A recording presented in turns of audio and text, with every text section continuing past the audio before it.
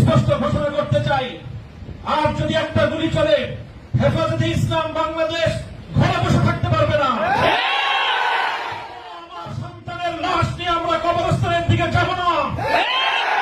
পরবর্তী সন্তানের লাশ কাঁধে আমির হেফাজত ইনশাআল্লাহ রাজপথে যখন নামবেন, টেকনাফ থেকে তেতুলিয়া পর্যন্ত পথ ভাঙ্গা সেই গণজোয়ার রুখে দেওয়ার সাধ্য কারো হবে না ইনশাআল্লাহ। আর যদি আমাদের দেশের জনগণের নিরাপত্তার দায়িত্বে নিয়োজিত আইন শৃঙ্খলা রক্ষাকারী বাহিনী বুলেট যদি আর বন্দুকের নল থেকে আরেকটি বুলেট ছুড়ে, তাহলে বাংলাদেশের পরবর্তী গণ অভ্যুত্থান অবশ্যম্ভাবী হবে। সে অভ্যুত্থান রুখে দিতে কেউ পারবে না।